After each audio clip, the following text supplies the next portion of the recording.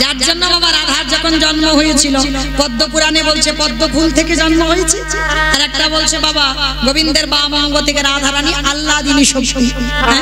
কারণ গোবিন্দ একা একা কি সুখ পাওয়া যায় না, তাহলে একটা নারী সৃষ্টি করতে হবে, তাই রাধারানীকে বাম অঙ্গ থেকে সৃষ্টি করেছে। আর পদ্ম পুরাণ বলছে পদ্ম ফুল থেকে রাধারানীর সৃষ্টি হলো। তো সৃষ্টি হয়ে রাধারানী অন্ধ হয়েছিল, যতদিন না গোবিন্দ দর্শন হয়েছে ততদিন অন্ধত্ব ঘটেছে। তাহলে ভগবান পর্যন্ত ভক্তের আশীর্বাদ দিতে বাধ্য হলো আমার বউ তোমার বউ হয়ে যাবে। আচ্ছা বলেন তো বাবা, এই যে আয়ান ঘোষ ভগবানের বউকে নিল, সত্যি কি ভোগ করার জন্য নিয়েছিল? না, তিনি তো নপুংসক, তাহলে কিসের জন্য নিল? জানতো যদি ভগবানের প্রিয় ধনকে ধরে রাখা যায় তাহলে ভগবানের কাছে আমি যাব না, ওই ভগবানকে আমার কাছে ছুটে আসতে হবে। তাই জটিলা কুটিলা আয়ান ঘোষ রাধারানীকে বাদির ঘরে রেখে যত জ্বালা দেয় যন্ত্রণা দেয়, ব্যথা দেয় বেদনা দেয়, কষ্ট দেয় যন্ত্রণা দেয়, আরে রাধারানী যত জ্বলে পুড়ে মরে ওই বাদির ঘরে বসে বসে তারা ঘরে বসে যুগল দর্শন পাবে। রাধা কৃষ্ণ ওই রাধা কৃষ্ণ চরণ যুগল ঘরে বসে দর্শন পাবে। আস্তে তাহলে রাবণ আরে টাকা পয়সা আছে যে কিছুর বিনিময়ে আনবো, লাগবে না, আমি চুরি করে আনবো। চুরি? হ্যাঁ আমরা ব্রাহ্মণ, আমরা যদি চুরি করি আমাদের গোটা সমাজ কলঙ্কিত হবে, আর তুই বলছিস চুরি? বাবা নিজের জন্য চুরি করলে পাপ হয়। অতিথি মানে নারায়ণ, নারায়ণের জন্য চুরি করলে পাপ দশায় নেই। বাবা চলো, বাপ বেটা দুজনে যাচ্ছে ভোরের বেলা মুদি দোকান চুরি করতে। পিছনে গোল করে গর্ত করেছে, গর্তে দিয়ে প্রবেশ করেছে দোকানের ভিতরে, চাল ডাল সবজি যা যা দরকার পুটলিতে করে বেঁধে নিয়েছে, গর্ত দিয়ে বেরিয়ে এসেছে। বাবা বাবা চলো চলো চলো চলো তাড়াতাড়ি চলো, রান্না করতে হবে, বৈষ্ণব সেবা দিতে হবে, চলো তাড়াতাড়ি পালাই চলো। বাবা বলছে খোকা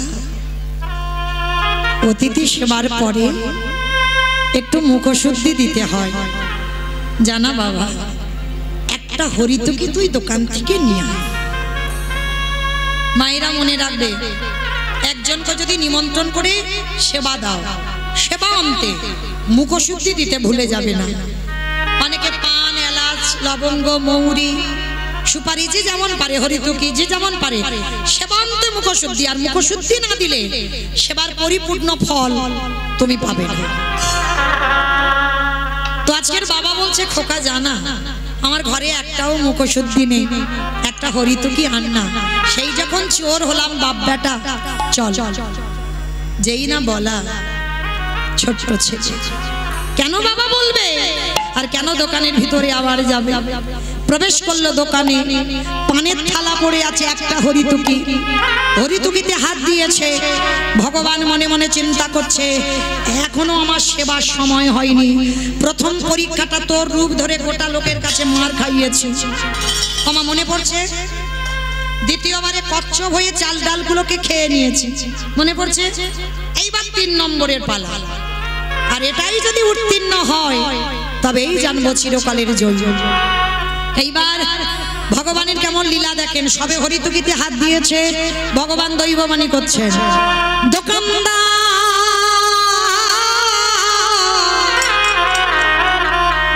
তুমি অমন করে কালের গায়ে ঘুমাইও না, ওই চেয়ে দেখো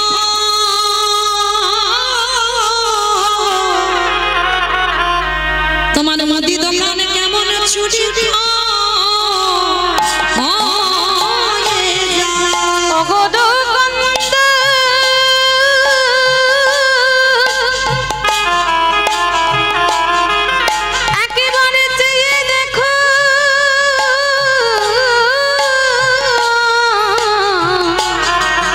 তোমার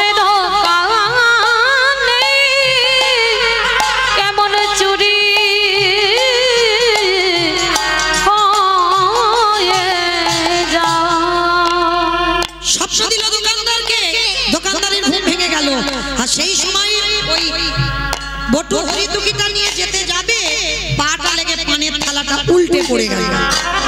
দোকানের ভিতরে ঝনাত করে আওয়াজ হয়েছে, ভোরের স্বপ্ন সত্যি হয়েছে। এই মনে হচ্ছে আমার দোকান চুরি হচ্ছে। আরে চোর চোর চোর চোর চোর বলতে বলতে দোকানদার ঢুকলো। কান্না প্রাণের ভয় হয়, সবে হাত আর মাথাটা গর্তের বাইরে, আর দোকানদার এসে ছেলেটার পাটা চেপে ধরেছে। জীবনে কাল ঘনিয়ে এলো, মা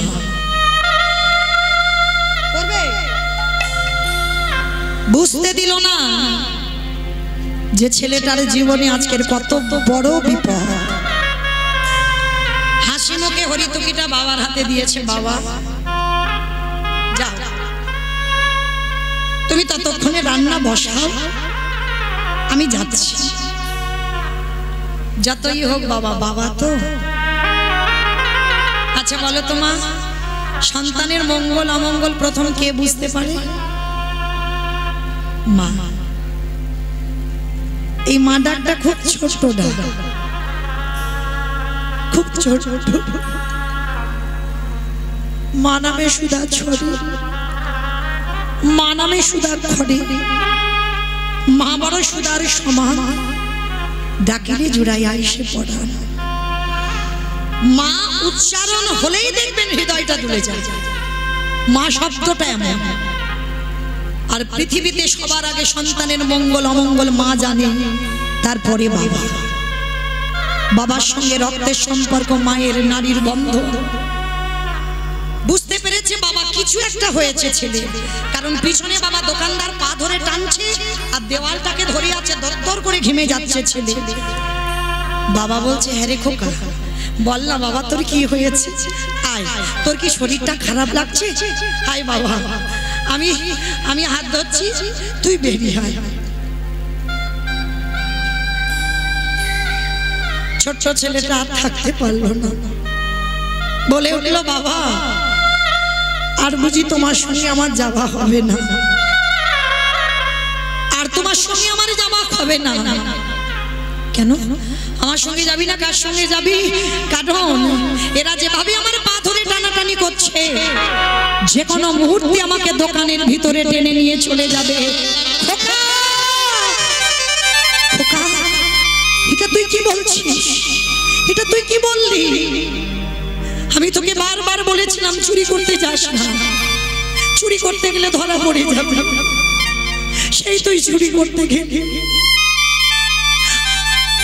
আমার সেবা ধর্মের অবমাননা হলো, আমার গোটা ব্রাহ্মণ সমাজ কলঙ্কিত হলো। এর থেকে যদি আমার মৃত্যু হয়ে যেত, আমার এতটুকু দুঃখ কষ্ট হতো না। বাবা একটা কথা বলবো, কাল সকালে কেউ তোমাকে চোরের বাবা বলবে না, করবে? বল বাবা, বল কি করতে হবে? যা বলবি আমি করব। বল কি করতে হবে? বাবা ওই যে অস্ত্রটা দিয়ে আমি গর্ত করেছিলাম, ওই অস্ত্রটা হাতে করে তুলে নাও। তুলে নিয়ে একটা কাজ করো, যাতে কেউ জানতে না পারে। ওই অস্ত্রটা দিয়ে আমার মস্তকটাকে ছেদন করে নিয়ে তুমি পালিয়ে যাও।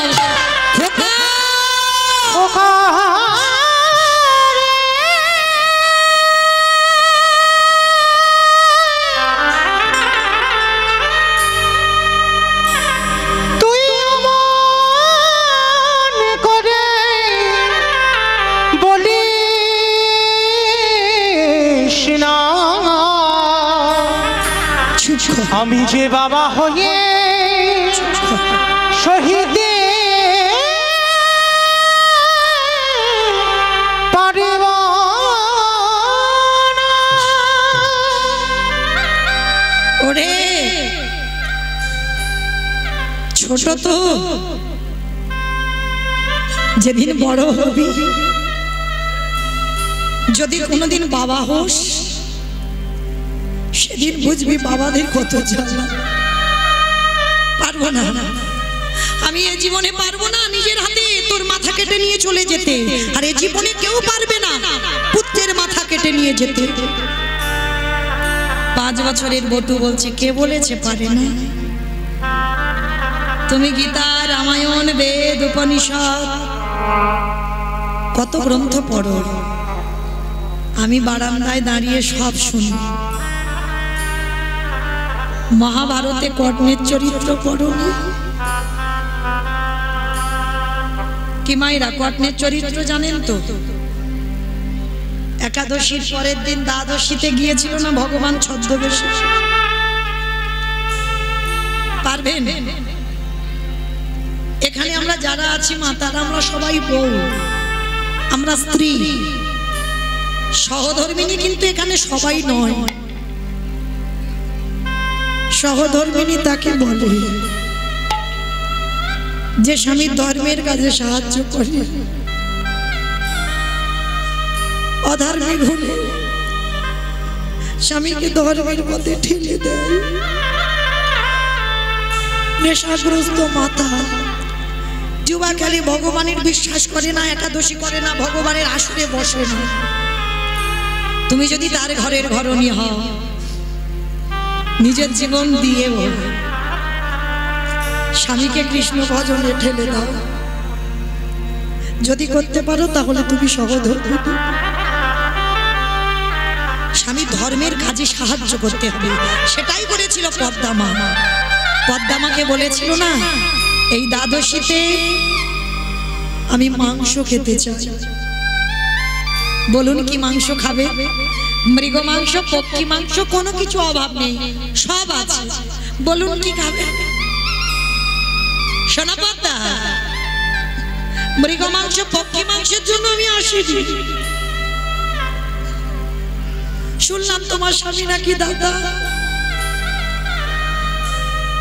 দাতায় যদি হয়, তোমার একমাত্র পুত্র, তোমার একমাত্র নয়নের মণি, তোমার একমাত্র বুকের ধন, তার দেহটাকে টুকরো টুকরো করে মাংস করে আমার সেবায় দাও। আর তবে একটা কথা, ছেলেটার কাটবার সময় তোমার চোখে যেন জল না এসে যায়। কত বড় পরীক্ষা গো! কতটুকু কৃষ্ণকে ভালোবেসেছো কৃষ্ণ পাবে, কতটুকু তুলসী তলায় জল দিয়েছো কৃষ্ণ পাবে। কৃষ্ণ পেতে গেলে আগে কাঁদতে শেখো, যত কাঁদবে তত কৃপা তাড়াতাড়ি হবে। পদ্মা বলেছিল, বেশ আমি বলি দেব, তবে যে বলি হবে একবার তার অনুমতিটা নিয়ে আসি। বিশ্বকেতুর একটাই খেলা ছিল বাবা, হরি নামের খেলা। বন্ধুদের নিয়ে প্রতিদিন হরি নামের খেলা খেলে। এসো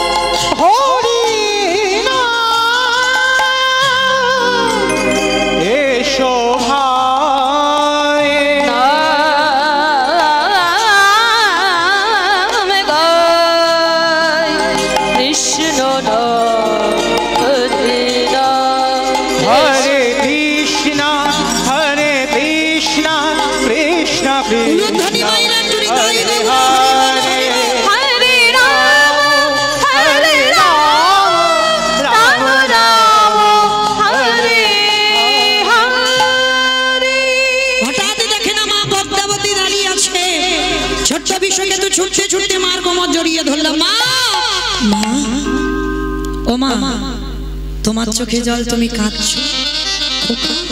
এক বৈষ্ণব এসেছে, ওই বৈষ্ণবকে মাংস করে দিতে হবে। যেমন তেমন মাংস নয়, তোর দেহটা হাড়ি কাটে রেখে দেহটা টুকরো টুকরো করে মাংস করে বৈষ্ণব সেবায় দিতে হবে। আমি পারবো না খোকা। মা, কেন ভেঙে পড়ছো? কেন ভেঙে পড়ছো? পদ্ম পাতায় জলে দিলে যেমন টলমল টলমল করে, জীবন পদ্ম পাতায় প্রাণরূপ জলবিন্দু টলমল করছে। মা, ভেবো না, কখন পড়ে যাবে কেউ জানে না।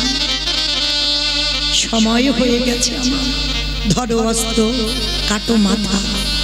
সেই মা পদ্মাবতী সন্তানের মস্তক ছেদন করে টুকরো টুকরো করে মাংস করে বৈষ্ণব সেবা। কিন্তু অজান্তে সেই বৈষ্ণব কখন অন্তর্ধান হয়ে চলে গেল। দৈববাণী করলো, ধন্য পদ্মা, তোমার নাম ধন্য, তোমার মা হবা ধন্য। সেই বড়া ছেলে আবার ফিরিয়ে দিল। মা কথাটা কে বলল? আমি নয়, বটু বাবাকে বলল। হতেও তো পারে, সেদিন পদ্মা যেমন বুঝতে পারেনি, তুমি হয়তো বুঝতে পারছো না যে চারজন বসে আছে, হয়তো তোমার আরাধ্য দেবতা। ধরো অস্ত্র, কাটো মাথা। বাবা উন্মাদ পাগল, আর পাগল হয়ে গিয়ে হাতে অস্ত্রটা তুলে নিয়েছে। অস্ত্রটা তুলে নিয়ে একমাত্র সন্তানের মস্তকটাকে ছেদন, আর যেই না ছেদন করে দিল, ছেলের মাথাটা বাইরে পড়ে গেল, আর দেহটা ওই দোকানের ভিতরে টেনে নিল। বাবা তাড়াতাড়ি করে জানাজানি হওয়ার ভয়ে মাথাটা পুটলিতে বেঁধে ছুটতে ছুটতে ছুটতে ছুটতে গিয়ে ওই যমুনার জলে, ওদিকে দোকানদাররা দেহটা টেনে দেখে না, গলায় কইতে গলা কাটা। এ তো ব্রাহ্মণের ছেলে। এই চল চল চল। সময় থাকতে থাকতে লোকজন জানাজানি হওয়ার ভয়ে বস্তা বন্দি করে যমুনার জলে। লীলা শেষটা কেমন দেখেন? বাবা মাথা দিল যমুনার জলে, দোকানদার দেহ দিল যমুনার জলে, একই জায়গায় ঘোরাঘুরি করছে। এদিকে সন্দীপনী মণি রন্ধনের আয়োজন করে রন্ধন করে মনটাকে চেপে ধরেছে। কাঁদবি না, কিসের মোহ? এসেছো একা, যাবে একা, ভজন করে না। ভগবানের চরণে নিবেদন করলো, ভগবানের চোখে এলো জল। এত বড় ত্যাগ, নিজ পুত্রকে বলি দিয়ে বৈষ্ণব সেবা, আমাকে তো ফিরিয়ে দিতেই হবে। হে মুনিবর, সকাল হতে একটু দেরি আছে, চলো চলো চলো, স্নানটা করে আসি। বাবা যমুনার ঘাটে গিয়ে দেখছে কাটা দেহ আর মাথাটা ভাসছে। সন্দীপনী মণি বাবা দেখতে পারে, পিছন ঘুরে দাঁড়িয়ে আছে। যেই না পিছন ঘুরেছে, ভগবান তো চতুরের চূড়ামণি, হেসে বলছে, কি ব্যাপার মুনিবার, ভালো করে দেখো তো, তুমি বাচ্চাটাকে চেনো? এক বাক্যে বলেছিল, চিনি না, জানি না, দেখিও। ভগবান বলছে, ঠিক বলছো তো, আমি কিন্তু ধ্যানে বসতে পারি, আর যদি বুঝতে পেরে যাই তোমার সঙ্গে রক্তের সম্পর্ক আছে, আমি প্রসাদ পাবো না। সঙ্গে সঙ্গে চরণ ধরেছে। হে বৈষ্ণব, এ অন্য কেউ নয়, আমার একমাত্র পুত্র বটুর দেহ। কি করে হলো? সমস্ত ঘটনাটা খুলে বললেন। বলার পরে বলছে, দাঁড়াও দাঁড়াও, তুমি ভেবো না, তোমার ছেলের দেহটাকে আমি ফিরিয়ে দেব, প্রাণও ফিরিয়ে দেব। তীরে তুলেছে মাথাটা, দেহটা নয়ন ইঙ্গিত করে ব্রহ্মাকে ডাকছে, ব্রহ্মা দেখো তো জোড়া লাগাতে পারো কিনা। ব্রহ্মা চেষ্টা করছে, পাচ্ছে না। হে ভোলানাথ, দেখো তো তুমি পারো কিনা। ভোলানাথ চেষ্টা করছে, পাচ্ছে না। এবার যে নামের নামী ভগবান স্বয়ং নিজেই জোড়া লাগাতে চাইছে, পাচ্ছে। আচ্ছা মায়েরা, একটা কথা বলি, বলেছিলাম কীর্তনের শেষে দুটো প্রশ্ন, উত্তর নেব তারপরে ছুটি, তার আগে কিন্তু নয়। তাহলে এবার আপনাদের ঘুমানোর বিছানার সময় হয়ে গেছে, হ্যাঁ? কিন্তু মনে আছে তো, একটা মূল্যবান সম্পদ তোমাদের সবার জন্য রয়েছে, সেইটা কিন্তু এখনো পাওনি। সেটা পাবে, তারপরে যাবে, তার আগে কিন্তু যাবে না। তো এইবার প্রশ্নটা আমি আসি, ব্রহ্মা বিষ্ণু মহেশ্বর কেউ পাচ্ছে না কাটা দেহ জোড়া লাগাতে, আর কে বাকি আছে? নারদ। তাহলে নারদ বাকি আছে। তা ভগবান নারদকে বলছে, নারদ দেখো তো তুমি পারো কিনা। আর নারদের তো একটা স্বভাব আছে, জানেন আপনারা, কি বলো তো? হরে মোডারে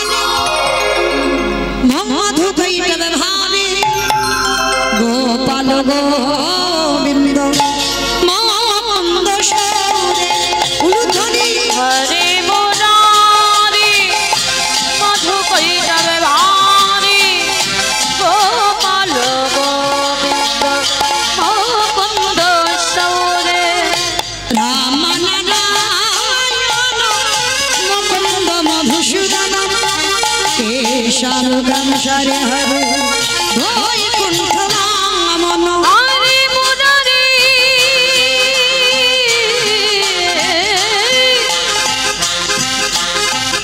হরে মোরারি মোরারি মোরা হরে হরে মুরারে মধু কৈতবে ভারে গোপাল গোবিন্দ মুকুন্দ সৌরে। এক হাতে দেহ এক হাতে মাথাটা নিয়েছে, যেই না এক জায়গা করেছে আঠার মতো বাবা আটকে গেছে। নারদ তো যেই আটকে গেছে, ও বাবা এইটা কি করে হলো? তোমরা জোড়া লাগাতে গেলে লাগলো না, আর আমি জোড়া লাগাতেই লেগে গেল কি করে? করে জোর করে ভগবান বলছে, নারদ মনে করে দেখো ত্রেতা যুগের কথা, যেদিন সীতামাকে উদ্ধার করব বলে ওই হনুমানের দল আর ভল্লুকের দল পাথরে ফেলছে, সাগরে পাথরে ভেসে যাচ্ছে, আর আমি ভগবান যার বউ চুরি হয়েছে সে কিচ্ছু করছে না। ভাই লক্ষণ বলো। ভাই কটা বাজে? 8:55। 8:55, 9টা হয়ে গেল। আমার যেন কেউ আপনারা ভুল ভাববেন না যে মৌমিতা টাইম জানলো, আমি জানিনি তো, রাম জানলো। ভাই কটা বাজে? বলে 9টা। আচ্ছা ভাই দেখো তো সব একটু অলস অলস ঘুমানো ঘুমানো পিছনে ঘুমোচ্ছে, পিছনে। পিছনে কে আছে? হ্যাঁ ঘুমাচ্ছ? কেউ ঘুমায়নি, কেউ ঘুমায়নি। আমি আশা করিনি বাবা, এত ভালো ভক্ত বাবা, এত সুন্দর ভক্ত, এত মন প্রাণ দিয়ে কীর্তন শোনা শ্রোতা খুব কম। মানে 24 পরগনা একটু মানে চঞ্চলতা থাকে বেশি ভক্তদের, কিন্তু আজ এখানে এসে খুব ভালো লাগলো যে এত সুন্দর মানে পরিবেশ আর এত সুন্দর শান্ত ভক্ত আমি পেয়েছি। খুব ভালো লাগলো, কীর্তন করে বড় সুখ পেলাম, বড় শান্তি পেলাম। আপনারা ভালো থাকবেন, সুস্থ থাকবেন, গৌর গোবিন্দ চরণ ভজন করবেন এইভাবে। কারণ মনুষ্য জীবনে এসেছেন, যাই কর্ম করেন না কেন ভগবত কৃপা পেতে গেলে মনে রাখতে হবে, ভক্তি যার কৃষ্ণ তার সর্বশাস্ত্রে কয়, ভক্তি না থাকিলে কৃষ্ণ দেখিও বাকি বা হয়। তো আজকে সেই যে রামচন্দ্র রাত 9টা বাজে পরীক্ষা করবে বলে বাবা সাগরে গেছে, নুড়ি ফেলে দেখবে ভাসে না ডোবে।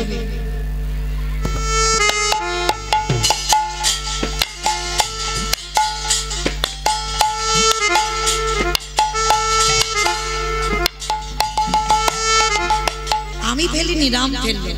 আর যেই না ফেলেছে বাবা নুড়ি পাথরটা টপ করে ডুবে গেছে। আর যেই না ডুবে গেছে সঙ্গে সঙ্গে বলছে, লক্ষণ ভাই কেউ দেখলো না তো? না, কেউ দেখেনি। চারিদিকে দেখছে, কেউ দেখলো না, কিন্তু গাছের ডাল থেকে হনুমান বলে, ঠাকুর আমি দেখেছি। ও ঠাকুর, রাত 9টার সময় তুমি নুড়ি ফেলছো সাগরে। বলে, হনুমান কারোরে তুমি বলে দিও না, দেখো তোমরা ফেলছো ভাসছে, আর আমি ফেলছি খালি খালি ডুবছে কেন?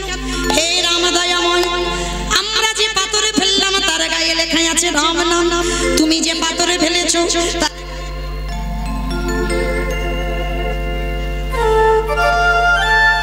Hello hello hello hello hello hello তার গায়ে রাম নাম লেখা নাই।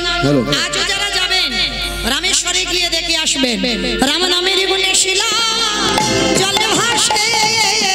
বলে শোনো শোনো রামে দয়াময়, রাম নামের গুণে শিলা জলে ভাসে। বিকাশা লীলায় নারদ মুনি বলল, ঠাকুর আমি বুঝতে পেরেছি, ত্রেতা যুগে রাম নামের গুণে শিলা ভেসেছিল জলে, আর আজকের আমার নামে কাটা দেহ জোড়া লেগেছে। ঠাকুর একটু দাঁড়া, আমি যাব আর আসবো। ভগবান বলছেন নারদ কোথায় যাবে? বলে ঠাকুর আমার জন্য একজন অনেক দিন ধরে বসে আছে। আর একটা উত্তর দিলে ছুটি। এবার বলো দেখি কে বসে আছে নারদের জন্য? কে বসে আছে? এদিকে বলো, এদিকে তো বললো। এরা শুনতে শুনতে অভ্যস্ত আমার কীর্তন, সব জায়গায় যায়। কে বলে? হ্যাঁ, বুড়িমা বসে আছে। বেশ, সে বুড়িমাটা কেউ নয়, তিনি হলেন জগৎ জননী মা দুর্গা। সেই মার কাছে গেছে। মা সবে পেলাম। বলে কি পেয়েছো? শোনো মা শোনো, নাম যদি শোনার মতো শোনা যায়, নাম যদি গাওয়ার মতো গাওয়া যায়, নামের গুণে শিলা জলে ভাসি, নামের গুণে বোবা কথা বলি, নামের গুণে পঙ্গু লঙ্ঘন গিরি লঙ্ঘন করতে পারি, আমার নামের গুণে সংসারের অমঙ্গল দূরীভূত হয়। এতগুলো জিনিস হবে, কিন্তু ওমা কীর্তন শুনলে হবে না, গাইলে হবে না। শ্রী শ্রী রামকৃষ্ণ পরমহংসদেব একটা কথা বলেছিল, বাবা ওমা তরকারি বানাতে পারো? তরকারি তেল দেবেন, হলুদ দেবেন, লঙ্কা দেবেন, জিরে দেবেন, ফোড়ন দেবেন, তেজপাতা দেবেন, জল দেবেন, কাঠ দেবেন, উনান দেবেন, গ্যাস দেবেন, সব দেবেন। কোনটা না দিলে তরকারি স্বাদ হবে না? লবণ, লবণ, নুন। এই লবণটা তরকারিতে দিতে হবে বাবা, এই লবণটা লাগবে। কারণ লবণটা না দিলে কি তরকারি স্বাদ হবে? অন্যান্য মরিচ মশলা নাই দাও ঠিক আছে, কিন্তু লবণ এমন একটা জিনিস, ওটা দিতে হবে বাবা। লবণের খবরটা কেন এলো? শ্রী শ্রী রামকৃষ্ণ পরমহংসদেব নরেনকে ডেকে বলেছিল, এই শালা। আমি নয়, ঠাকুরের বই পড়বেন, ঠাকুর বলে শালা। কোন শালা? বউয়ের ভাই শালা না, পাঠশালা না, গোশালা না। তাহলে শা মানে মুক্তি, লা মানে নৌকা, ওই মুক্তির নৌকাতে ঠাকুর পারাপার হবে। নরেনকে ডেকে বলছে, শোন শালা, সারা জীবন নাচানাচি করলে ভগবান পাবি না। ভগবান পেতে গেলে মাঝে মাঝে গাছের গোড়াতে জল দে। আর গাছের গোড়াটাকে ঈশ্বর পরম কৃষ্ণ সচ্চিদানন্দ বিগ্রহ অনাদির আদি গোবিন্দ সর্বকারণের কারণ। ভাইরা যাই পূজা অর্চনা করো না কেন, তোমার কৃষ্ণ পূজা করতেই হবে, নারায়ণের উপাসনা করতে হবে। হ্যাঁ, ভগবান বলল আমি মূল। একটা দায়িত্ব দিয়েছি, যেমন এই লক্ষ্মী পুজো হচ্ছে, কেন করছে? লক্ষ্মী পুজো কেন করছে? ধান চাল হবে, ধান চাল, টাকা পয়সা, লক্ষ্মী থাকবে ঘরে। সরস্বতী পুজো কেন করব? বিদ্যা বুদ্ধি। মনসা পূজা, তাই তো, যাতে না কাটে ভক্তদের। গণেশ পূজা, ব্যবসা বাণিজ্য, ব্যবসা বাণিজ্য।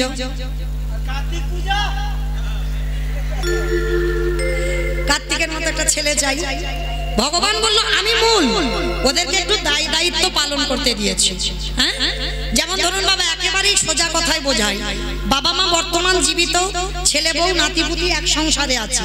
কোথাও থেকে নিমন্ত্রণ পত্র যদি আসে, কার নামে আসে? ও ডায়মন্ড হারবারে বৌমার নামে আসে বলছে।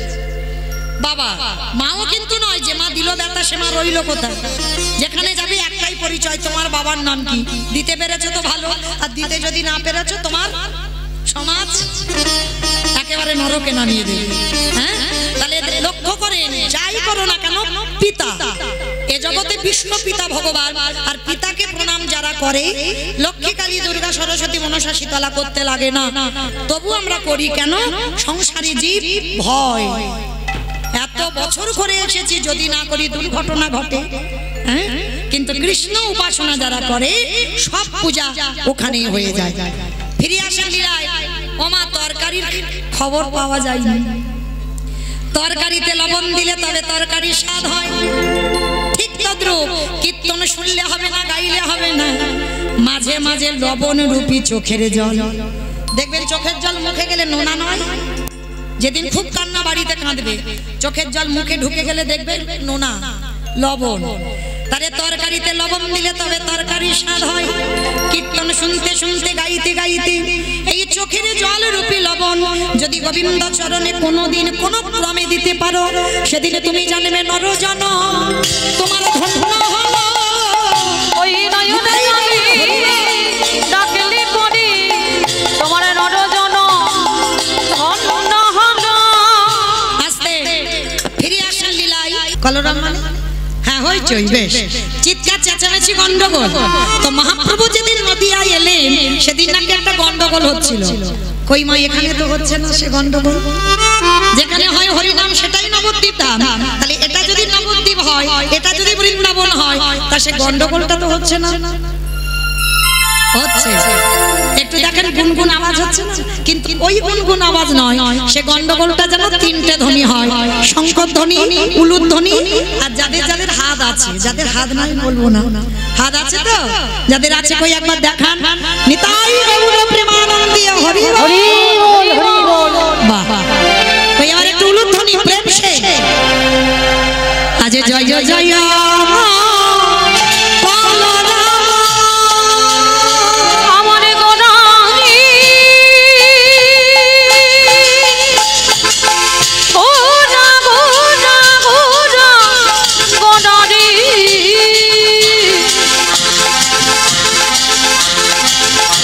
গোডা গোডা গোডা গোডারি গোডা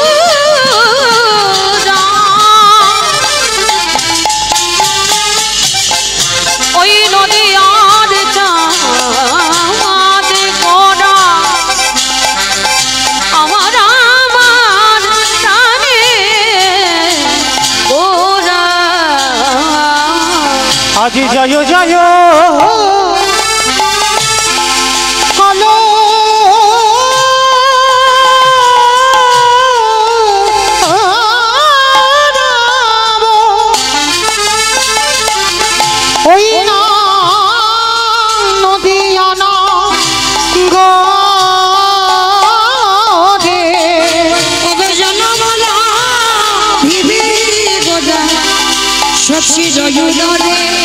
ওই না জন আমল ভিবে গোডা সচির উদারে ওই না জনমল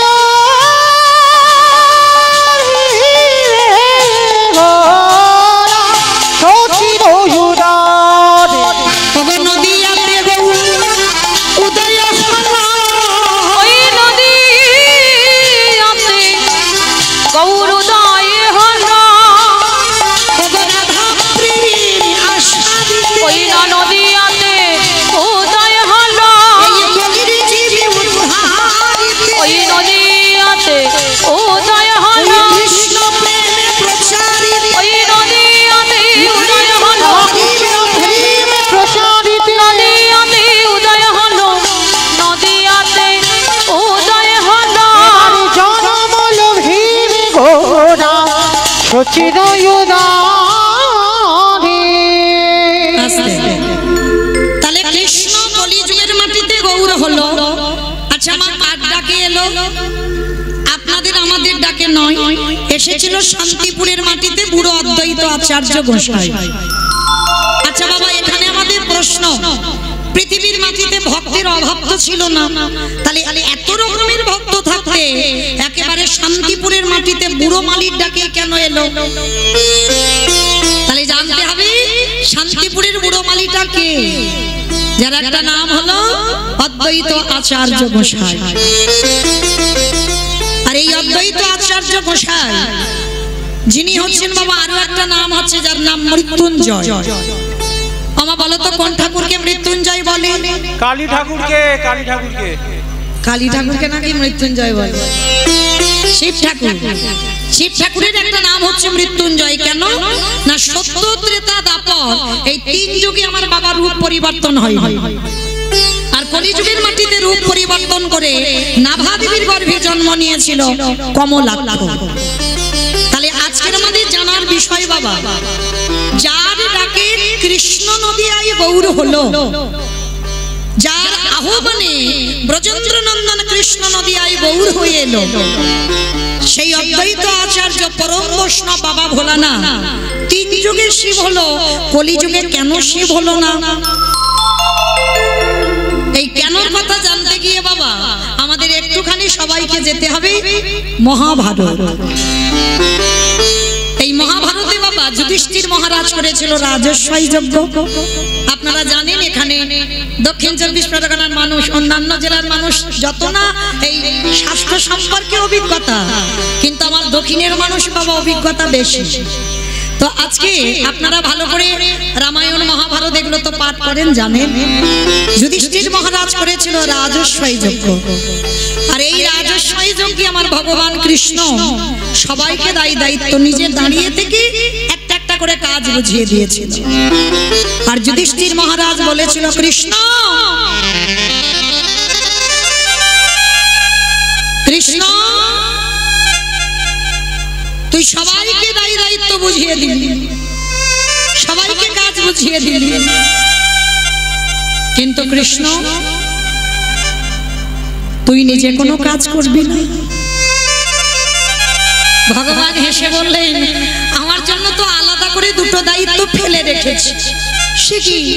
সবাই একটা করে কাজ করবে, কৃষ্ণ তুই নিজে দুটো কাজ। কি কাজ করবে কৃষ্ণ? বলে, দাদা এই যজ্ঞে যত যত ভক্ত আসবে আমি কৃষ্ণ দয়াময় হয়ে সবার প্রথমে আগে পা ধোবার ব্যবস্থা করব। ভগবান কতটা দীনতার প্রতিমূর্তি দেখেন। আমরা কলির মানুষ যেটা পারি না সেটা ভগবান করে দেখিয়েছে রাজস্বই যজ্ঞে। বলে, ভক্ত যারা যারা আসবে আগে সবার পা ধোবার দায়িত্ব আমার। যুধিষ্ঠির মহারাজ শোনা মাত্র চমকে উঠেছে, অসম্ভব। কৃষ্ণ কে কোন জাতের মানুষ আসবে, কে নিচু জাত না কে উঁচু জাত, জাতের ঠিক নেই, তুই সবার পা ধোয়াবি? ভগবান হেসে বলছে, দাদা আমার কোনো কালে জাতের বিচার ছিল না, ওটা মানুষের। কি বাবা ভুল বললাম? ওটা মানুষের জাতের বিচারে, নিচু জাত আমি উঁচু জাত, হ্যাঁ এটা মানুষ করে, এটা ভগবানের নয়। ভগবানের যদি বিচার থাকতো তাহলে বাবা নবদ্বীপের মাটিতে মলয় চাঁদ কাজী যে বিধর্মী মুসলমান তাকে কৃপা করতে পারত? গোহক চণ্ডাল নিজ জাতি তাকে কৃপা করলো ত্রেতা যুগে রঘুপতি রামচন্দ্র। শবরী মা চণ্ডাল কুলে জন্ম নিয়েছিল, শবরী মাকে কৃপা করলো, ভুরি ভুরি প্রমাণ। তাহলে ভগবানের জাতের বিচার হয় না, জাতের বিচার মানুষ করে। হ্যাঁ, তো আজকের জগৎ সংসারে বাবা ভগবান সমাজকে শিখিয়েছে। আমি ভগবান হয়ে রাজস্বই যজ্ঞে আগে পা ধোয়ার ব্যবস্থা করেছি। কলির জীব তোদের ঘরে যদি সাধুগুরু বৈষ্ণব যায়, ভক্ত যদি যায়, সবার আগে পা ধোয়ার ব্যবস্থা কর।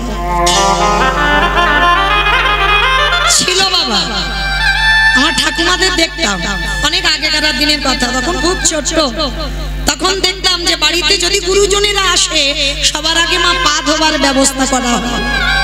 আর এখন আমাদের মতো মেয়েরা যত টিভি সিরিয়াল দেখে আর তাদের মতো আচরণ হয়ে যায়, আমরা ভুলে যাই সেই পুরানো সংস্কৃতির কথা। কিন্তু চরণ ধরে বলে যাই মা, এই অধম কীর্তনিয়া আপনারা যেন ভাববেন না যে মৌমিতা জ্ঞান দিচ্ছে বড় বড় কথা বলে। না, আমি জ্ঞান দিচ্ছি না বাবা, আপনারা জানেন আমি একটু মনে করাচ্ছি। এটা তো শাস্ত্র বিধান দিল। দেখো ভগবান কিসের জন্য পা ধোয়াবে? নিজে আচরি ধর্ম জীবেরই শেখায়, নিজে না করলে ধর্ম জীবকে শেখানো না যায়। নিজে আচরণ করে সমাজকে শেখাচ্ছে ভগবান, তোরা আমাকে দেখে শেখ। তাই সবার কাছে আমার বিনীত নিবেদন, বাড়িতে যদি গুরুদেব আসে সবার আগে পা ধোবার ব্যবস্থা করবেন। অনেক মায়েরা প্রশ্ন করবেন, মৌমিতা গুরুদেব তো দেহ রেখেছেন, কি করব? আর বছরান্তর সাধুগুরু বৈষ্ণব ঠিক ঠিক পাই না, তাহলে আমি কি করব? ভগবান মুচকি হেসে বলছে তার ব্যবস্থাও আছে, তার ব্যবস্থাও ভগবান করে দিয়েছে ভাগবতে। ভগবান কৃষ্ণ সুদামাকে বলেননি, সুদামা এই পৃথিবীতে সব থেকে বড় গুরু যে যার ঘরের বাবা মা। আমার কথা নয়, বিশ্বাস করতে হবে না আমার কথা। সুদামাকে তো বলেছিল সব থেকে বড় গুরু যে যার ঘরের বাবা মা, তারপরে গুরু হলো শিক্ষা গুরু, দীক্ষা গুরু, তারপরে গুরু হলাম আমি ভগবান। কই একবারও তো ভগবান বলেনি সবার আগে আমি বড় গুরু, সবার আগে বাবা মার জায়গাটা দিয়েছি। ভগবান হেসে বললেন, ভক্তগণ, যেতে হবে না নবদ্বীপ, যেতে হবে না বৃন্দাবন, হরিদ্বার, দক্ষিণ ভারত ও কুম্ভ মেলায়, কোথাও যেতে হবে না। বছরান্তর একবার করে জীবিত ভগবান পূজা করো। এই কত লাখ লাখ টাকা খরচা করে দুর্গা পূজা হলো, লক্ষ্মী পূজা হচ্ছে, কালী পূজা হবে, সরস্বতী পূজা হবে, সব রকমের 33 কোটি দেবতা পূজা হবে।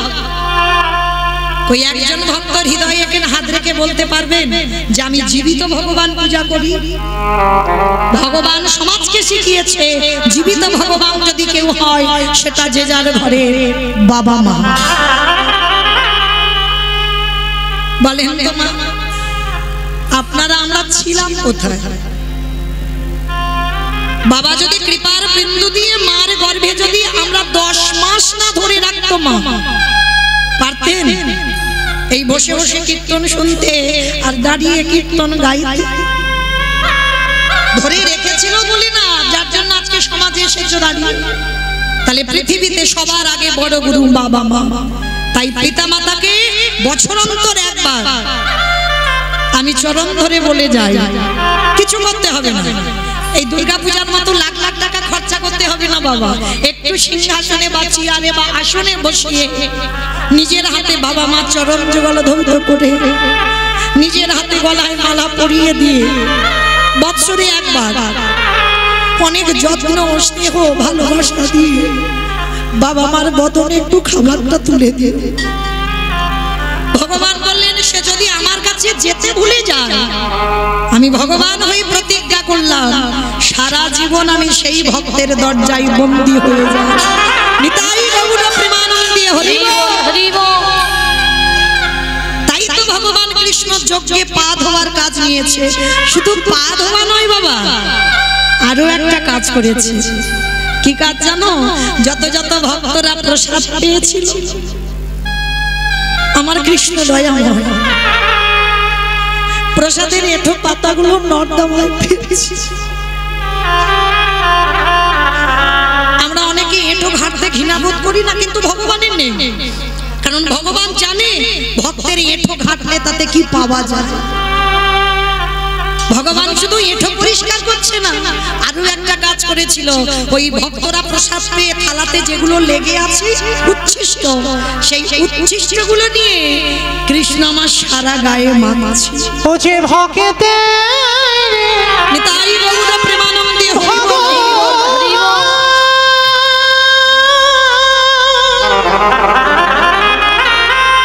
ও যে ভক্ত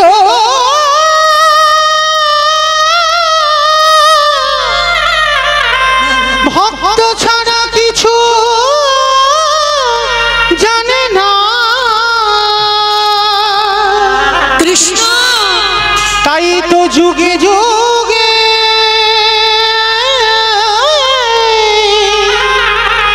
ও যে ভক্তের কাছে ছুটে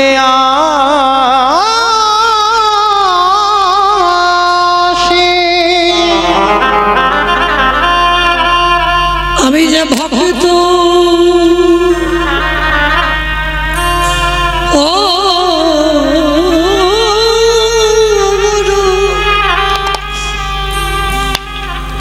ভগবান ভালো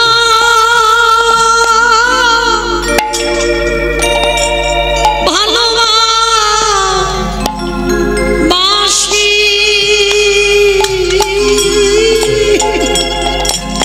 ওগো এ যুগে না নিতাই গৌর প্রেম। হরি বল হরি বল।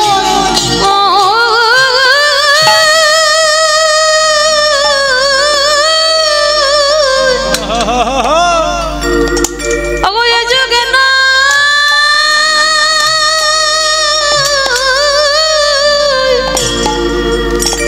প্রতি যুগে যুগে আমি যে ভক্ত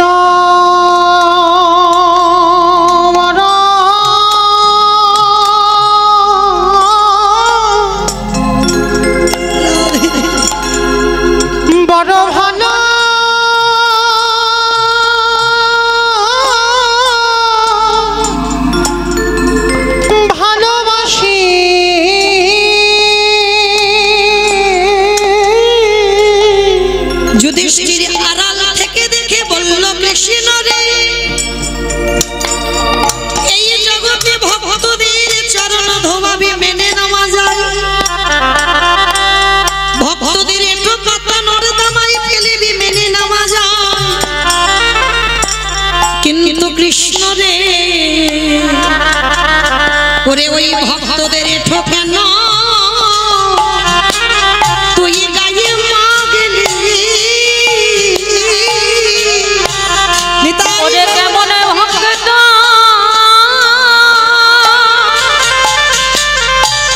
ও আরে কেমন ভগবান ভক্তের ঠকেন তুই গায়ে মাখলি। ভগবান মৃদু হেসে বললেন দাদা গো এ যে হলো আমার কর্মফল। যুধিষ্ঠির মহারাজ যেই না শুনেছে কৃষ্ণ বলছি আমার কর্মফল, সঙ্গে সঙ্গে যুধিষ্ঠির মহারাজ চমকে উঠলেন। কৃষ্ণ কর্মফল তার মানে তুই আবার কর্মফল খারাপ করিস? বলে দাদা সবাই তো পাপ করে, আমি কি করি জানো? আমি পাপ করি না, আমি হলাম দাদা গো মহাপাপী। আমার জগতে সবার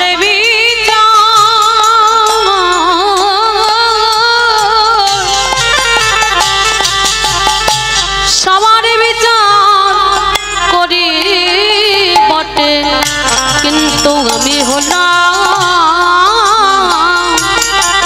দাদা মহাপাপী। ভগবান হেসে বলছে সবাই পাপী আর আমি মহাপাপী। তা যুধিষ্ঠির মহারাজ প্রশ্ন করেছিল কৃষ্ণ তুই নিজেকে মহাপাপী বলছিস কেন? বলে দাদা আমি তো ত্রেতা যুগে রঘুপতি রাম অবতারে রাবণকে বধ করেছিল, আর রাবণের মতো ভক্তকে বধ করলে পাপ হবে না।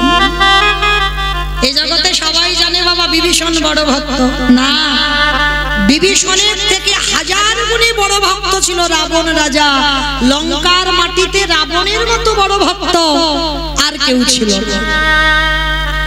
যদি বলেন বাবা একটুতে প্রমাণ পেয়ে যাবেন, দেখেন যে রাবণের 10,000 বউ ছিল তাহলে কি তার ঘর একটা ফাঁকা ছিল না?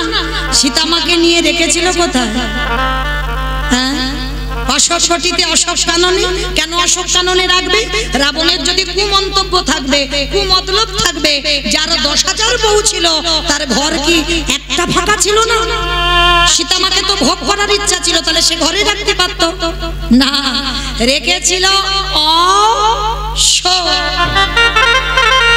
দেখেন প্রশ্নের উত্তর হলো অশোক, যেখানে শোকের ছায়া লাগে না সেইখানে সীতামাকে বন্দী করলো। শুধু বন্দী নয়, মনে রাখতে হবে বাবা নারী তো ভোগের নয়। কেউ যদি মনে করে নারী ভোগের, ও তার কাছে ভোগের হয়, নারী সাধনা। যে যেমন ভাবে ভজনা করবে বাবা। দেখেন অসুরদের অত্যাচারে দেবতারা স্বর্গ ছাড়ে, জগৎ জননী দশভুজা যদি 10 হাতে সামলাত না, ওই 10 হাতে যদি অসুরী নিধন না করত, বলো বলো তাহলে দেবতারা যেত কোথায়? ওই দশভুজা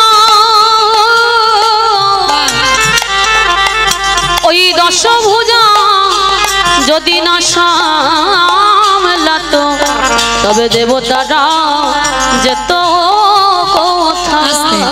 তাহলে জগৎ জননী মা দেবতাদের তেজ দিয়ে আজকের একটা নারী সৃষ্টি করেছিল, আর সেই নারী অসুর নিধন করে দেবতাদের দেবত্ব ফিরিয়ে দিয়েছিল। দেখেন ওই চণ্ডী ঠাকুর রামের চরণ ভজন করে পেয়ে গেল গোবিন্দ চরণ, বিল্ল মঙ্গল পতিতা নারী চিন্তামণির চরণ সেবা করে পেয়ে গেল গোবিন্দ চরণ। জয়দেব গোস্বামী মা পদ্মাবতীর চরণ সেবা করে পেয়ে গেল গোবিন্দ চরণ। শ্রী শ্রী রামকৃষ্ণ পরমহংস দেবে মা শারদার চরণ সেবা করলো, করেনি কি গো?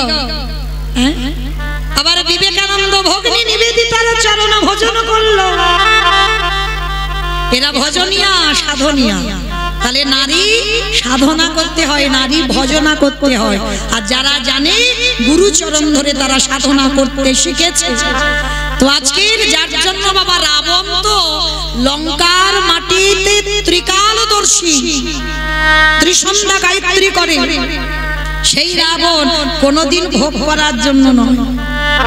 রাবণের একটা প্রতিজ্ঞা ছিল, সমস্ত নারী আমাকে পাওয়ার জন্য কাঁদে, আর তুমি সীতা হতে পারো, তুমি ভগবানের ঘরণী হতে পারো, তুমি যতদিন না আমাকে গ্রহণ করবে আমি তোমাকে ছুঁয়েও দেখব না।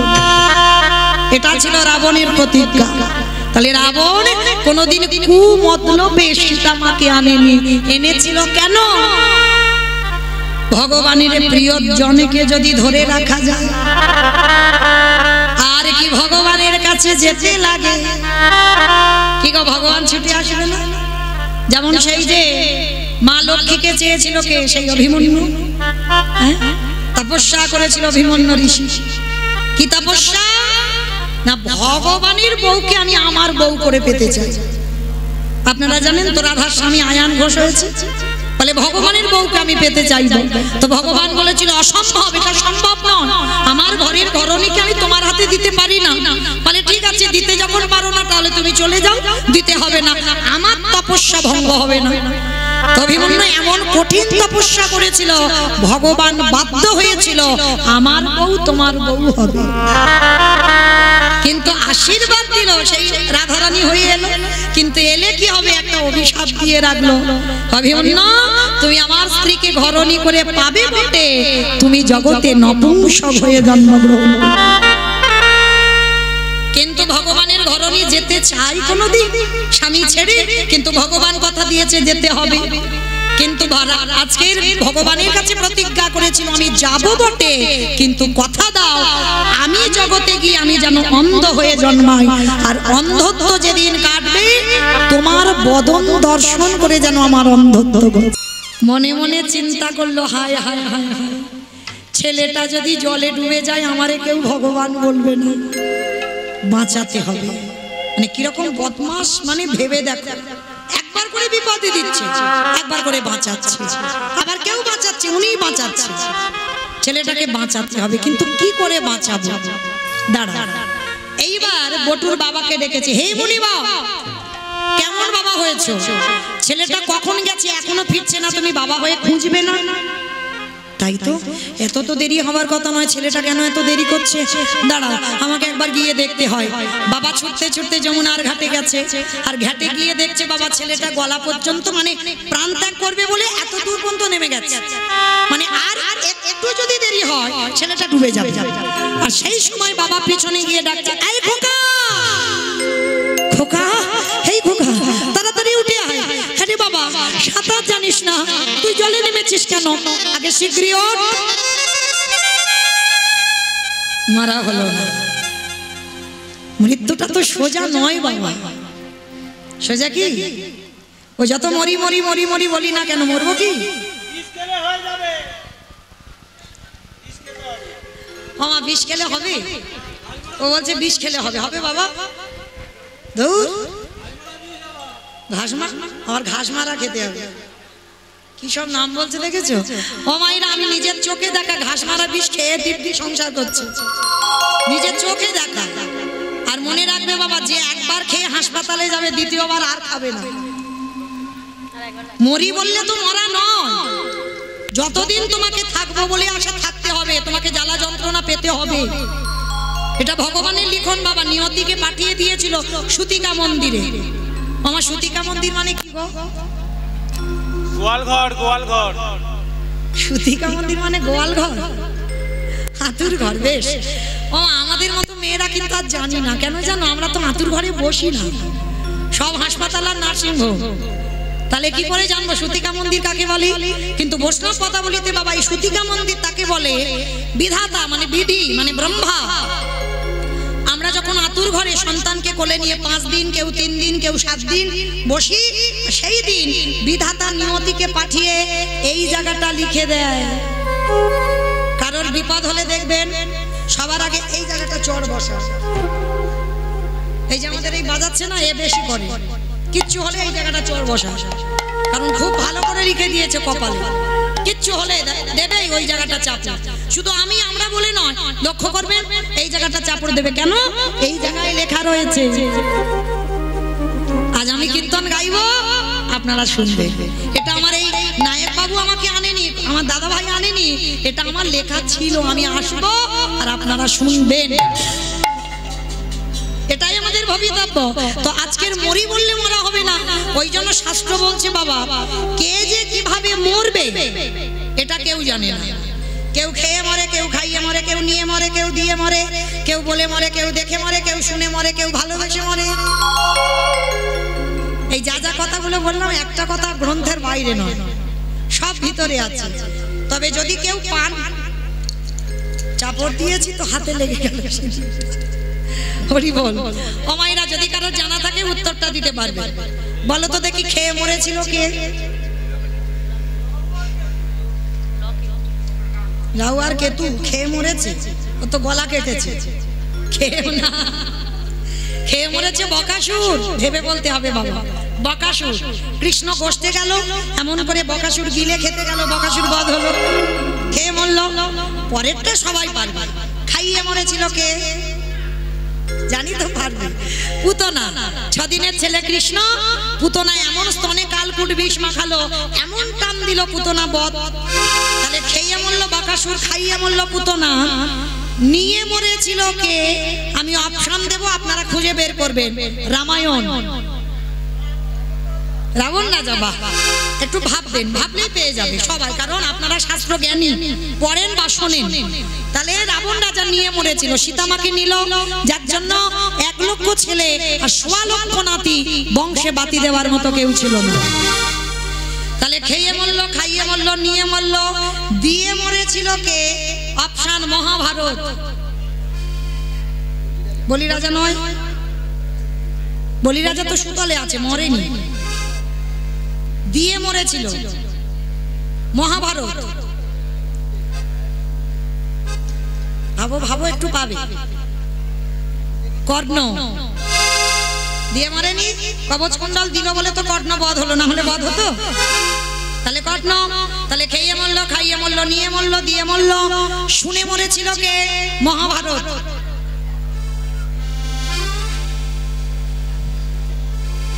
হ্যাঁ বেশ, অশ্বত্থামার বাবা, মানে নামটা ভুলে গেছো, কষ্টগুরু দ্রোণাচার্য। অশ্বত্থামা ভগবান ইহাই আমি সত্য জানি, ইতি গজ পড়ে গেল রণে, ইতি গজ পড়ে গেল রণে। অষ্টগুরু দ্রোণাচার্য পুত্রের মৃত্যু সংবাদ শুনে দেহ রাখলো। তাহলে খেয়ে মরল, খাইয়ে মরল, নিয়ে মরল, দিয়ে মরল, শুনে মরল। বলে মরেছিল কে? দক্ষ রাজার 7টা মেয়ে ছিল, তার ভিতরে একজন ছিল সতী।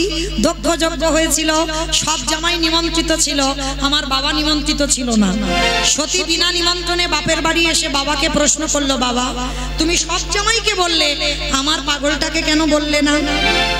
দক্ষ রাজা বলেছিল, বলবো না। কেন বলবো না? বলে, তোর স্বামীকে যদি বলি ও ভূত প্রেত নিয়ে যজ্ঞে আসবে, আমার যজ্ঞ ভণ্ড হয়ে যাবে আর আমার সম্মান হানি হবে, তোর স্বামীকে বলবো না কোনো অনুষ্ঠান। সতী নারী প্রতিনিন্দা শুনতে পারলো না, বলল, পিতা প্রতিনিন্দা যখন আমার কানে শুনতে হলো, এই মুহূর্তে যজ্ঞ অগ্নিতে আমি দেহ ত্যাগ করব। বলেই দেহ ত্যাগ। তাহলে খেয়ে মরল, খাইয়ে মরল, নিয়ে মরল, দিয়ে মরল, শুনে মরল, বলে মরল। দেখে মরেছিল কে? হিরণ্যকশিপু। সত্যযুগে হিরণ্যকশিপুর দেখে মরেনি? কি দেখেছিল? প্রহ্লাদকে বলেছিল, প্রহ্লাদ তোর হরি কোথায় থাকে? বলে, যেদিকে তাকাবো বাবা সেদিকে আমার হরিময় জগৎ। তাই ছেলে, এই ফটিক স্তম্ভে তোর হরি আছে? আছে। যেই না আঘাত করলো, ফটিক স্তম্ভ থেকে ভগবান বাইর হলো, দেহটা মানুষ আর মুখটা পশু। যেই না ওই রূপটা ধরেছি, হিরণ্যকশিপু হেসে উঠলো, পারবে না, কখনো পারবে না, কারণ আমি অমরত্ব লাভ করেছি, আমাকে মারতে পারবে না। তা ভগবান হেসে বলল, অমরত্ব দিল তোরে কে? বলে, কেন? ব্রহ্মা ভগবান হেসে উঠল, যে ব্রহ্মা নিজে অমর নয় তোরে অমরত্ব দিয়েছে। বলে না অমরত্বের মতো, বলে কিরকম, বলে নারীতে নয়, পুরুষে নয়, পশুতে নয়, আমাকে কেউ কোনোদিন মারতে পারবে না। ভগবান হেসে বললেন, মূর্খ, তোকে মারবো বলে আজ আমার এই রূপটা ধরা। আমি নারী নয়, আমি পুরুষ নয়, আমি পশুও নয়। তাহলে কি রূপ ধরেছিল? নরসিংহ। আর ওই নৃসিংহ রূপ ধারণ করেছিল হিরণ্যকশিপুরকে মারবার জন্য। যেই না শূন্যে তুলে নিয়েছে, হিরণ্যকশিপুর খিলখিল করে হাসতে পারবে না। কেন পারবো না? বলে জলে নয়, স্থলে নয়, অন্তরিক্ষে মারতে পারবে না। ভগবান বলে, মূর্খ, জলে স্থলে অন্তরিক্ষে মারবো না, আমি মারবো আমার জানু দেশে। জানু দেশে মেষ বধ করেছিল না, বক্ষটা বিদীর্ণ করি। বলে তবু মারতে পারবে না। বলে কেন? বলে আমি ঘরে মরবো না, ঘরের বাইরে মরবো না। ভগবান বলে, আমি অত বোকা নয়, আমি ঘরে মারবো না, ঘরের বাইরে মারবো না, আমি মারবো তোর ঘরের চৌকাঠের উপরে দাঁড়িয়ে। হিরণ্যকশিপুর বলছে তবু মারতে পারবে না। বলে কেন? বলে শোনো, আমি দিনে মরবো না, রাতে মরবো না। বলে দিন রাতের মাঝখানে মারবো, গধূলি বেলায়। বলছে তবু মারতে পারবে না। বলে কেন? বলে আমি মাসে মরবো না, বারে মরবো না। যখনই কথাটা বলেছে ভগবান চমকে উঠে, মাসে মরবে না, বারে মরবে না। বলো তো দেখি মা, কোন মাসকে মাস বলে না, কোন বারকে বার বলে না? মল মাস। তার মানে আমারে কীর্তন শোনে। মল মাস মানে পুরুষোত্তম মাস। ওই মাসটাকে আমি নয়, মহাজনগতস্য পন্থা, মহাজনেরা বলছেন ওই মাসটাকে মাস ধরে না, ওই মাসের বারগুলোকে বার ধরে না। হিরণ্যকশিপুর বধ করবার জন্য ভগবান মল মাস সৃষ্টি করেছিল। মল মাসেই হিরণ্যকশিপুর বধ হলো। শূন্য তুলে নিয়ে জানু দেশে বক্ষটা বিদীর্ণ করলো। আর ওই রূপ দেখে হিরণ্যকশিপুর বধ হলো। তাহলে খেয়ে মরল, খাইয়ে মরল, নিয়ে মরল, দিয়ে মরল, শুনে মরল, বলে মরল, দেখে মরল। আর একটা বাকি আছে মা, ভালোবেসে মরেছিল কে? আমি বলবো, বলো। রচনা ব্যানার্জি। আমি বললাম একটা যেন ভাষা গ্রন্থের বাইরে চলে না যায়, শাস্ত্রের বাইরে কথা বলবো না বাবা। ভালোবেসে মরেছিল দশরথ। বেশ, কাকে ভালোবেসেছিল গো? রামকে? কইকেয়ীকে? ভেবে বলতে হবে। শাস্ত্র জানেন কিন্তু একটু ভাবতে হয়। রামকে ভালোবেসে মরেনি, ভালোবেসে মরেছিল কইকেয়ী মাকে। কারণ দশরথের একটা দুটো বউ নয়, 750 বউ, 750। যেমন রাবণের 10,000, ভগবানের 16,108 জন। তবে খবরদার তোমরা যেন কেউ করে ফেলো না, তাদের ক্ষমতা ছিল। আর এই যে দশরথ 750 বিয়ে করেছিল না, তার একটা বড় কাহিনী আছে বাবা। সেটা বলতে গেলে আজকের আর ঘরে যাওয়া হবে না। আবার যদি কোনোদিন দেখা হয়, সাক্ষাৎ হয়, তবে বলবো। তো এই 750 জন মধ্যে 3 জন ছিল পাটরানী, কৌশল্যা, কইকেয়ী, সুমিত্রা। আর 3 জনের মধ্যে সব থেকে প্রেম বেশি ছিল কইকেয়ী মার প্রতি। আর এমন প্রেমে মগ্ন হলো, কায়দা করে দুটো বর চেয়ে নিল। প্রথমবারে ভরত রাজা হবে, আরে দ্বিতীয়বারে রাম যাবে 14 বছরের বনবাস। আর রাম যখন বনবাসী হলো, দশরথ কেঁদে কেঁদে অন্ধ হয়ে গেল। অন্ধ হয়ে বিছানায় পড়লো। আর বিছানায় পড়ে সবাইকে একটা শিক্ষা দিয়ে গেছে দশরথ। কি শিক্ষা বলবো? বলি, আমাদের জন্য নয় কিন্তু তোমাদের জন্য। কেউ যেন আমার উপরে রাগ করো না। দশরথ বলল, কলিরজি, তোরা যেন আমার মতো কেউ বউকে ভালোবাসিস না। ভালোবাস, ভালোবাসতে বারণ করিনি, ভালোবাস, কিন্তু কারোর বউ যেন মাথায় চড়ে না বসে। আর যাদের যাদের বউ মাথায় চড়ে, ওগো তাদের দশা আমার মতো হয়ে গেল। আমি এই অভিশাপ করে গেলাম, তাদের দশা আমার মতো হবে। বলি এই প্রতিজ্ঞা করে গেলাম, বলে তাদের দশা আমার মতো হবে। শোনো শোনো জগৎবাসী, তাদের দশা আমার মতো হবে। এই প্রতিজ্ঞা করে গেলাম, তাদের দশা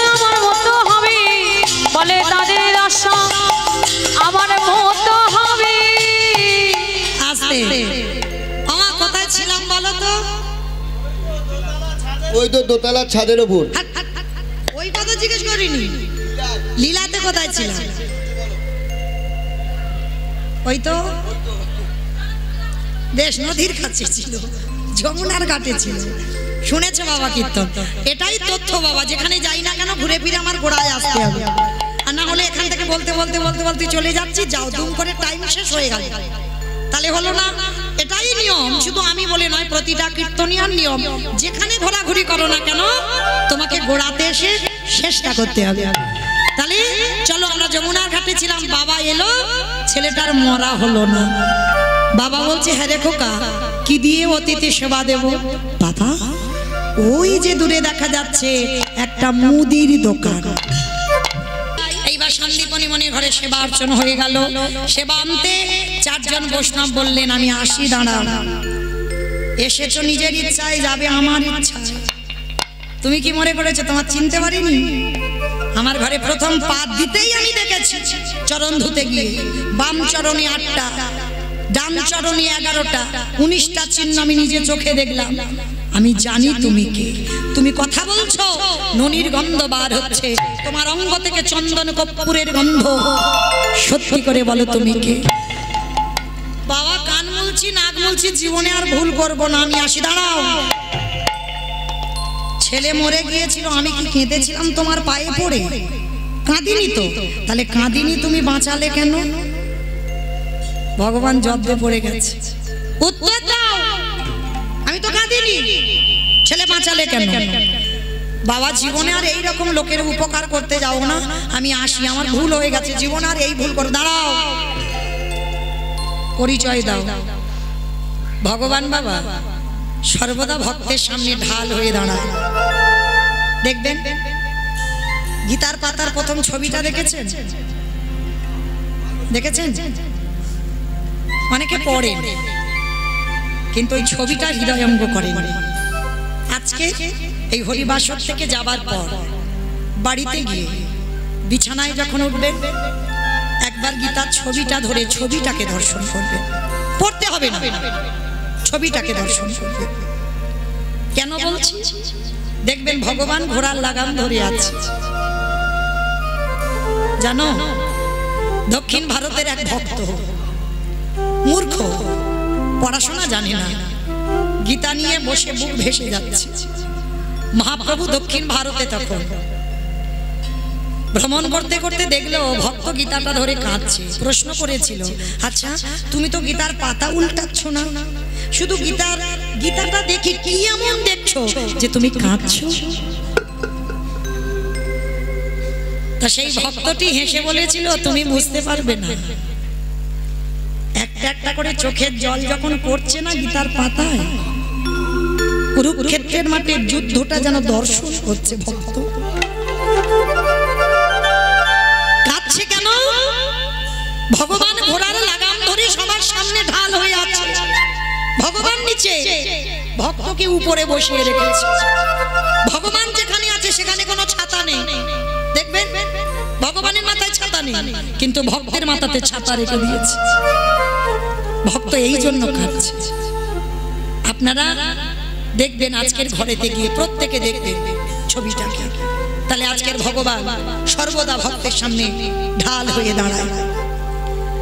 আমার দাদা ভাইকে আমি বলবো, আপনার যে সংকল্প ছিল আপনি আসেন হরিবাসরে, আপনি বলেছিলেন আমার লীলা একদম সমাপ্ত, আপনি আসেন হরিবাসরে একটু। আপনি বলেছিলেন 15 মিনিট আগে বলবো, কিন্তু তাও আমার সময় নেই, আপনি আসেন হরিবাসরে, আপনাকে ডাকছি।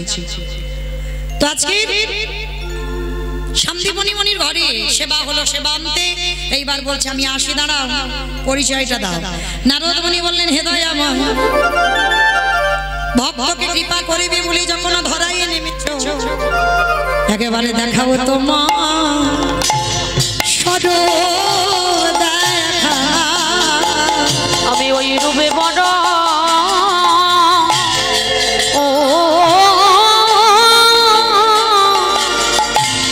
বড় ভালোবাসি, দেখাবো তোমার স্বরূপ দেখাও। ভগবান বলল, নারদ আমি দেখাবো বলেই এসেছি। আজকে ভগবান যেই না ব্রহ্মা বিষ্ণু মহেশ্বর নারদ দাঁড়ালো, এমতো সময় সন্দীপনী মানে স্ত্রী যার নাম হলো মহামায়া, মহামায়া ছুটে এসেছে। দাঁড়াও, আমি ওই রূপ দেখতে চাই। তুমি কি মনে করেছো তোমাকে চিনতে পারিনি? ছেলেটাকে যখন বাঁচিয়ে দিলে, কৃপা করে তুমি আমার সম্মুখে একবার সেই রূপে দাঁড়াও, যে রূপ আমি দর্শন করতাম, একবার সেই রূপে দাঁড়াও। ভক্ত বাৎসল্য ভগবান আজকের ভক্তের সামনে দাঁড়িয়েছে। আজকের মনে রাখবে বাবা, সব নয়নে ভগবান দেখা যায় না। দন্ত সেবা সব মানে সর্বস্ব, তালবের সেবা সব মানে মরা। এখানে যারা দাঁড়িয়ে আছো, বসে আছো, কীর্তনিয়া সম্প্রদায়, তালবের সেবা সব মানে মরে গেছে। এ মরা চোখে কোনোদিনে যুগলে দেখা হবে না। যুগলে দেখতে গেলেই গুরুদেবের পাশে বসে গুরুচরণ আশ্রয় করে কুলকুণ্ডলী জাগরিত করতে হবে। তোমার আড্ডা চোখ খুলে দিতে হবে। তোমার সহস্রদল পদ্মে বসে আছে ভগবান, যা আছে বিশ্ব ব্রহ্মাণ্ডে তাই আছে তোমার দেহবাণ্ডে। যেতে হবে না নবদ্বীপে, যেতে হবে না বৃন্দাবন, কোনো তীর্থে যেতে হবে না। কেউ কোনো ভক্ত যদি নিজেকে চিনতে পারে আমিটাকে, তাহলে এই হৃদয়ে বসে সে যুগলে দেখবে, ওই হৃদয়ে বসে আলো করে, ওই হৃদয়ে মাঝে যুগলে দেখবে। আসতে আমার দাদা ভাইকে বলছি, আপনি কোথায় আসেন? রাধে রাধা গোবিন্দ যুগলে দাঁড়ালেন। ভক্ত বাৎসল্য ভগবান আর থাকতে পারলেন না, নামলেন ধরায়, আর ধরার মাটিতে। মায়েরা উঠবেন না কিন্তু, কারণ আমার দাদা ভাইয়ের সংকল্প পূরণ করতে দেবেন। আর যে কথাটা বললাম অবশ্যই করে পড়েন না পড়ে অন্তত গীতার নাম উচ্চারণ করবে, অন্তত ছবিটা দেখে একবার অনুভব করবে ভক্তের জন্য ভগবান কি না করতে পারে। নিতাই গৌর প্রেমানন্দে হরি বল। শুধু ভগবান অর্জুনের জন্য নয়, এ জগতেও অর্জুন আছে। হ্যাঁ, যদি প্রকৃত আপনারা অর্জুন হন তাহলে হৃদয়ঙ্গ করে প্রত্যেকে গ্রহণ করবেন গীতাটাকে। আমার দাদা ভাইরা আসছেন আপনাদের কাছে, আপনাদের সেই মূল্যবান সম্পদ, এই পৃথিবীর মাটিতে সব থেকে মূল্যবান সম্পদ যদি হয় সেটা হচ্ছে আমাদের শ্রীমদ্ ভাগবত গীতা। আমার এই দাদা ভাই তার পরিবারের মানুষজনেরা সেই গীতা আপনাদের দান করবেন, আপনারা গ্রহণ করবেন। আমরা সাক্ষাতে ভগবানের যুগলে দর্শন করব। শ্যামের বামে, শ্যামের বামে, শ্যামের বামে রাধা হইল নবীন কিশোরী গো। ও শ্যামের বামে দাঁড়াইল নবীন কিশোরী। ও শ্যামের বামে দাঁড়াইল নবীন কিশোরী গো। শ্যামের বামে দাঁড়াইল নবীন কিশোরী। আস্তে আস্তে আস্তে মায়েরা এতক্ষণ বসলেন, আর 5টা মিনিট একটু ধৈর্য ধরেন, সবার হাতে দিতে বলে। পদ্মের পাতা হে পাতায় দিচ্ছে করতালি, পদ্মের পাতায় পাতায় দিচ্ছে করতালি। পদ্মের পাতায় পাতায় দিচ্ছে করতালি গো। পদ্মের পাতায় পাতায় দিচ্ছে করতালি। কেন দাসে মাগি রাঙা,